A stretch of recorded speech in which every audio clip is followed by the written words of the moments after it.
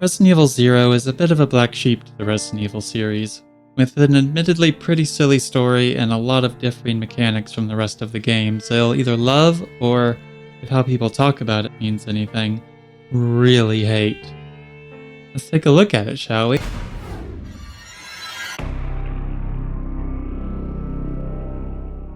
Funnily enough, Zero is one of the games I grew up with. I beat it like 20 times when I was a teenager. It was my favorite Resident Evil game before I discovered Resident Evil Outbreak, and that quickly became my favorite game ever. I adored this game, and still do. It's my favorite single-player Resident Evil to just sit down and play. But something that's always bothered me is the crazy amount of hate it gets. You would think this game killed the internet's grandma or something at times. So let's talk about it. And if you're someone who hates this game, maybe I can help show you how it really isn't that bad. Maybe it's not amazing, but it's at least a decently fun time. While the story of this game is admittedly a little silly, it does have some decent cutscenes that I do enjoy, and I really don't find it to be that much sillier than your standard campy Resident Evil story. What I personally never understood is what people don't like about the gameplay. To me, I always logically thought that if you liked Resident Evil 1 Remake, you should like this too. But fairly consistently, people always rate this game way lower due to its differing mechanics. I'd like to go over these mechanics a little bit before we get to the nitty-gritty. The big thing that sets Zero apart is that instead of having two different campaigns like Resident Evil 1 and 2, you instead have two characters that have decided that splitting up like Scooby-Doo is not a good idea, actually. And you control them both concurrently with a little bit of help from the AI controlling how the second character fights. You can give strategy suggestions or use the second stick on your controller to move them around. I always really liked this system. It makes for some interesting strategizing in how you can tackle certain fights in rooms of enemies. Just wish there was a bit more control over the second character. Co-op would have helped with this, but, you know, maybe in the remake if that ever happens. The two characters in question are Rebecca, an 18-year-old genius who already graduated the police academy and is on her first mission, and Billy, a fugitive who did something bad and was sentenced to death row, but managed to escape due to all the zombies and monsters. Now these two have some differences. For one is their health. Billy is a tank and can take a ton of hits before getting into danger status, while Rebecca very much is not. Compared to Billy, Rebecca feels like she has paper skin and glass bones. Though on her own, her health isn't actually that much different from Jill in Resident Evil 1. But with Billy right next to her, she looks like the squishiest character ever, and understandably so. But it's not too big of a deal, I think. Keeping Rebecca safe and making sure she doesn't get hit is part of the challenge of the game. While on the flip side, Billy getting hit really isn't that big of a deal most of the time. So when the characters are traveling together, a good thing to do is to keep Billy in between Rebecca and the enemies, so he'll get hit if anyone does and Rebecca won't. This tip makes the game a lot easier on all difficulties. Now, what seems to be the biggest elephant in the room is the lack of an item box. This is an amazingly large hang-up for some people, despite the addition of being able to leave items anywhere you want to make up for it. But personally, and I'll let you guys in on a little secret, come here. No, closer. I don't actually like item boxes too much. Hold on, hear me out. Item boxes aren't necessarily bad. They help with that OCD gamer mentality of having to collect every single item whether you need it or not. You can keep everything you find in a magic box that goes with you all the way to the end of the game. What's not to love, right? But immersion breaking aside, it comes with its own layer of inconvenience as well. Found a bunch of items in a room and now your inventory's full? Time to backtrack to the box. Need a specific key item to progress? Time to backtrack to the box. Just finished a fight, and now you're in danger with no healing? Time to backtrack to the box. Probably limping too. With Zero's inventory system, it forces another alternative. Of course, you'll still have to backtrack from time to time, but with the extra item slots of having two characters and strategic item placement, it's not near as much, and you can actually save a lot of time if you plan out where you leave things. That, or you're just forced to continue onward, or you'll probably find what you need anyway since the game is packed with ammo and healing even on hard mode. The map is also helpful for seeing where you left things, so it's always easy to see where something is if you don't remember. Due to how Zero's inventory works, I vehemently believe this game only gets better on subsequent playthroughs. Knowing what is coming lets you plan out where to leave your items and what to take with you. It is kind of mean on a first play if you're playing blind, and I often think this is why so many people write the game off. They have a bad first experience and never give the game another chance. And sure, that's understandable. But I think with knowledge of the progression, the game becomes so much more fun. So I place over half the game's first-time player problems on one item in particular. The hookshot. There's no sugarcoating it. This item sucks. Picking up 2 spots in the inventory and having the audacity to be used once, then not needed again for multiple hours of gameplay, before the game decides you randomly need it again. Nobody playing blind would keep this thing with them, so it's always a complete backtrack to the start of the game, where new enemies have spawned, by the way. The developers definitely did this intentionally, and it is so mean. Even as a huge fan of Zero, I do see the hookshot as undefendable. It just feels like such a spiteful thing to do to the player. But what do you think of this in Resident Evil Zero? Let me know in the comments. I'm gonna go over the actual levels of the game now, but before that, if you're enjoying the video and like horror games, Resident Evil, especially Outbreak, or stuff like this in general, you should totally give a like and subscribe. We have regular streams here and on Twitch, and I put out videos regularly on both this and my VOD channel. Give me a try, and keep the content flowing for your entertainment. Moving on. Resident Evil Zero starts out on a train, and a moving train at that. Which, can I just say, I find that to be one of the coolest settings this series has ever seen, and is definitely the strongest part of the game. Zombies on a train? Sign me up. You come in with Rebecca by herself as she immediately realizes something is very amiss here, and shortly we meet Billy, though they don't really get along at first, with Rebecca insisting she can handle things on her own. This is quickly proven wrong as we run into one of the game's most notorious enemies, the Mimics, or the Leechmen, as they're also called. These enemies give people a lot of trouble. What the game doesn't tell you is every time they show up, you can just leave. NANI? They're weak to fire, but in general are rarely worth killing. After some silly scenes with Billy saving the day and our local Sephiroth wannabe, we do something that defies all logic of physics and walk atop the train where one of our characters gets trapped in a room. I did always think this was odd, though it is a nice way to show the characters have to split up at times. It just introduced the 2-partner mechanic, and then almost instantly we're back to being solo, but it's whatever. We get a key and take our not trapped character back to the front of the train where we get some important items in our first boss.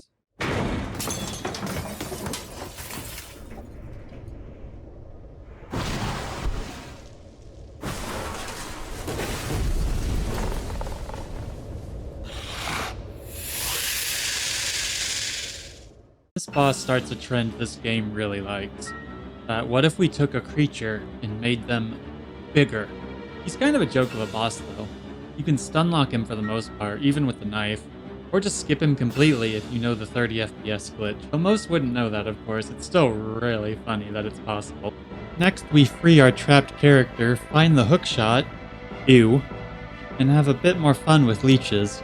And soon enough, our characters find themselves at the front of the train, barely missing some USS guys Wesker and Birkin hired. And they learn the train is going to crash soon if they don't trigger the brakes, which the process for would violate every safety code known to man. But, you know, we need puzzles in our Resident Evil. It's not bad. I always send Rebecca to the back of the train for an extra scene with her dead buddy.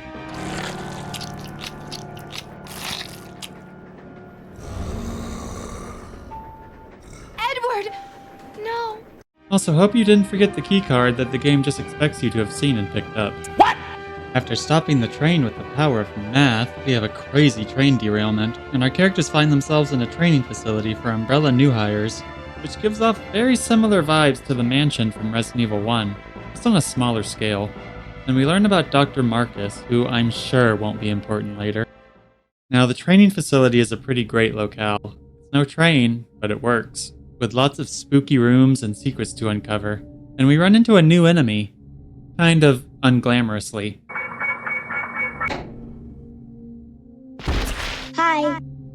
These gross little cockroaches aren't too much to write home about. They're easy to kill or just run past in general, though sometimes they can get the drop on you. We do some more exploring, find our first key under a cage, and Billy has to hold it up while Rebecca grabs it. Kinda funny, if you accidentally have Billy let go of this crank while Rebecca's under the cage, she will just straight up die instantly. I just find it funny for some reason. Don't nudge that right stick or try to change his equipment before the boss or anything. Speaking of, this does in fact trigger a boss fight. And once again, it follows the trend of being X creature, but bigger. And it's kind of just an HP wall. Very inoffensive and doesn't do much but run around the arena. I can't really imagine anyone having trouble with this unless they're just straight up out of ammo. I've heard Rebecca can die here if you take too long, but I've never seen it happen. After this, we go on for a decently long time exploring the remaining rooms with some interesting puzzles, and some mean ones. My favorite is the one that's basically just the game reminding you that you have two characters. We run into more leechmen as well, but just like the first time, we can just leave. The training facility is probably the longest gameplay section of the game, with no real story happening. I feel like there should have been a couple cutscenes added here. It's fun figuring out all the secrets they've got set up in this building, but it's hard to believe Rebecca nor Billy have anything to say about this place at all for the entirety you're here. Just a minor nitpick, I guess. Eventually, we open up a passageway behind that creepy painting to the basement, and are forced to split up for a bit by Billy helping Rebecca through a vent. Then Rebecca does an oddly familiar puzzle, and this introduces us to what the general RE community would tell you is the worst enemy ever conceived. The Eliminators. People hate these monkeys. In my over 20 years monitoring the Resident Evil community, I have never seen a single person say anything positive about these. Which is kinda funny. They're fast, small, and can somehow tank multiple shotgun blasts to the face. I don't really mind them if I'm honest. Thankfully, you only run into them a couple times, else some players might have an aneurysm. With getting attacked by these monkeys, it leaves Rebecca in trouble. She sure is a trooper to hang on there for such a long time. But before that, there's a corny scene with Wesker and Birkin, where Birkin says he's gonna blow up the training facility soon. I'm sure that's not important. Anyway, you have an age and a half to get here to save Rebecca, and after Billy rescues her, our characters decide they finally have something to talk about. It's kinda complicated and raises more questions than answers, but one thing is made clear: Billy ain't that bad of a guy after all. So with this revelation, we continue on and get another enemy introduction. The Hunters. The Hunters in this game are very prone to stun locking you, though that's not unique to Zero. What I find interesting about them though is they don't actually have an insta-kill attack like the Hunters in every other Resident Evil game. I guess the developers thought it'd be too frustrating when you're controlling two characters or something. Which, yeah, probably. Hunter instant kills in Resident Evil tend to be a bit unfair to begin with, so I don't really miss them. After that, we're off to the final area of the training facility, but not before dealing with a few more bugs. Funnily, you can abuse an invisible wall glitch to handle them if you so choose. I found this glitch when I was a kid, and I was so proud of it. Then it's the water key door, which for some reason they felt the need to fill with leechmen. But as usual, you can just run past them and leave. Though I do tend to kill the first one just for a bit of safety. By the way, check this out.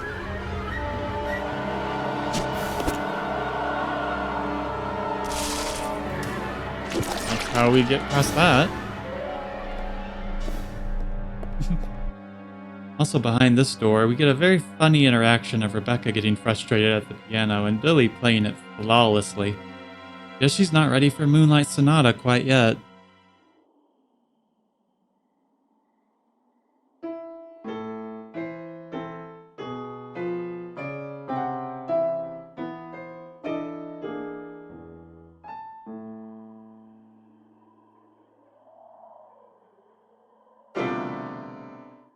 Shortly on from there, we collect 3 MacGuffin tablets, and this marks us finally being done with the training facility and able to move on. Don't forget the hook shot though before doing this, or you will regret it. There's more monkeys if you have to go back. Coming out to a gorgeous and ominous shot as we approach the church. A pressure plate requires one character to stay behind.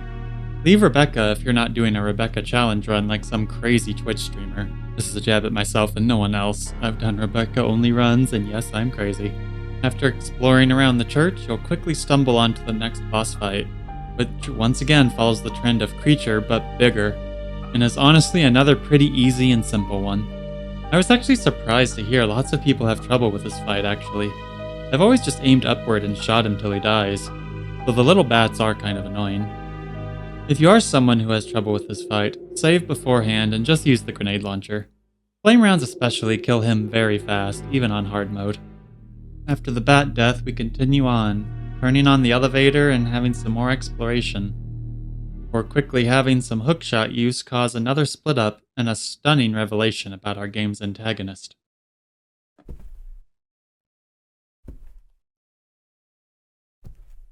Judging from the age, that guy could be Marcus's son or grandson. Then the monkeys strike again and split up our duo for an actually pretty lengthy amount of time. Luckily, Rebecca also finds a magnum, and we're able to finally ditch the hookshot for good, which is the biggest victory here, honestly. So even in the worst case, you should be able to handle losing whatever Billy had on him for now. Eventually, we come to a scene that's been memed to high heaven. Sir, please. I need to find him. Don't worry, I'll catch up with you. Rebecca... All right. Just be careful. I never saw him again. And we got an actually pretty interesting boss. Some sort of beta version of the Resident Evil 1 Tyrant, who can really mess you up. We have a few ways to deal with him. Personally, I like baiting out his jump attack and attacking while he recovers. Once he's dealt with, we discover the biggest anomaly in the Resident Evil series. The elevator. This thing will take you all the way back to the train crash if you want to head back there for any items you left behind. Which will just leave you wondering how that works. Well, you got me. By all accounts, it doesn't make sense. It's really funny and really catches people off guard every time. But anyway, continuing on, we find Billy, deal with a puzzle and some enemies, and find Billy again before getting on to the endgame area of the game. A lot is going on here, including a constant threat of frog enemies that can appear in any room with water, and they'll gobble up a character instantly if you aren't careful.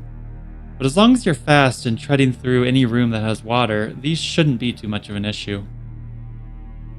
The first thing we have to deal with is a box puzzle that's a bit of a remixed puzzle from Resident Evil 2, which is kind of fascinating. I wonder why they wanted to make a new version of this puzzle in particular. Maybe they were running out of ideas at this point, but it's remixed in a decently interesting way at least.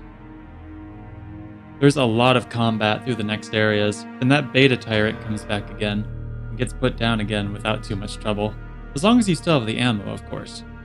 I honestly love this final area. It's just constant chaos, and there's something going on through all of it, until it comes to a head at the final boss, which there's not a ton of warning for some reason. But be sure to save somewhere before using the keycard and you'll be fine. The scene before the final fight will also teleport both your characters there no matter where they are, which is funny. After a big exposition scene basically explaining everything the writers wanted you to ever know about this game, the now known to be Leech resurrected Dr. Marcus attacks our heroes, and this is a decently challenging fight. The boss is very fast and is very grabby. If one of your characters gets grabbed, the other has to shoot him or you'll take way too much damage, which can be very bad if you get grabbed and the AI isn't set to attack. Luckily, there's been a ton of ammo you can build up in the last hour or so you should definitely have enough to handle it. Honestly, with how simple and easy the bosses in this game tend to be, this boss is always refreshing to fight. It is absolutely a challenge and feels so very satisfying to take him down.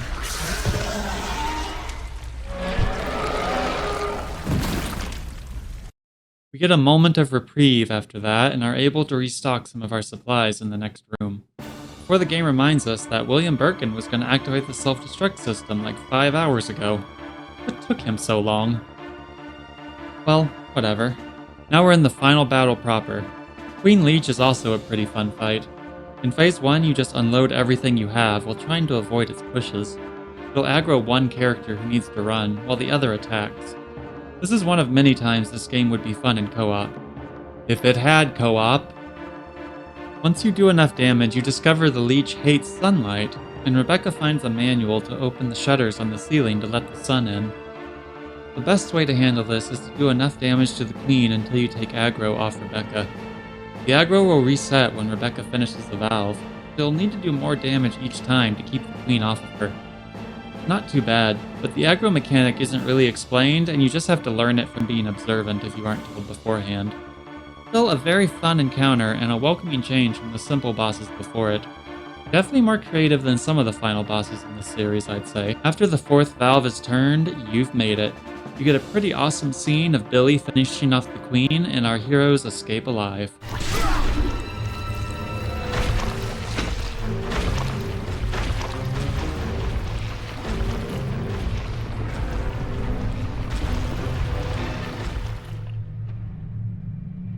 Billy!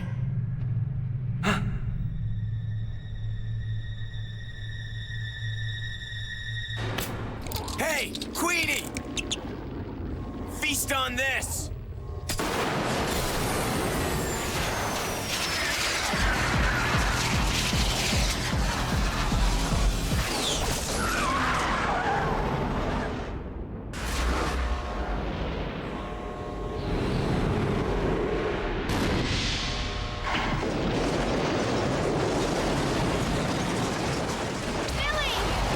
Rebecca, hurry!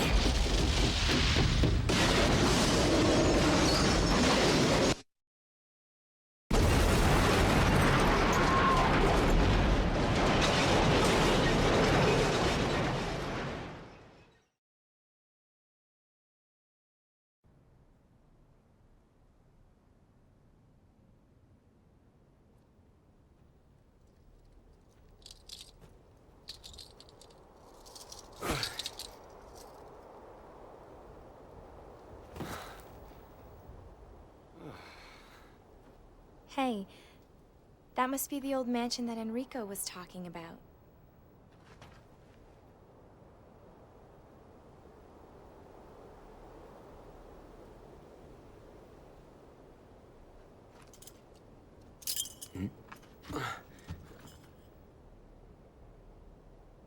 I guess it's time to say goodbye.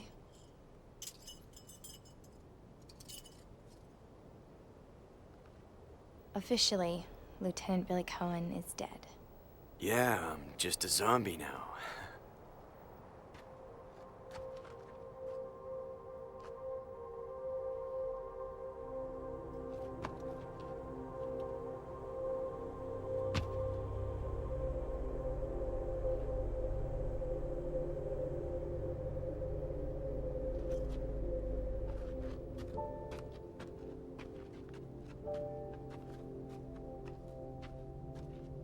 Thank you, Rebecca.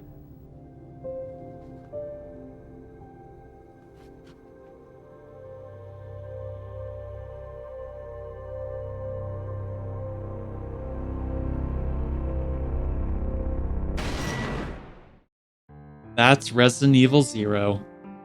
Do I think it's a perfect game? No. Far from it. Its flaws are many and pretty obvious.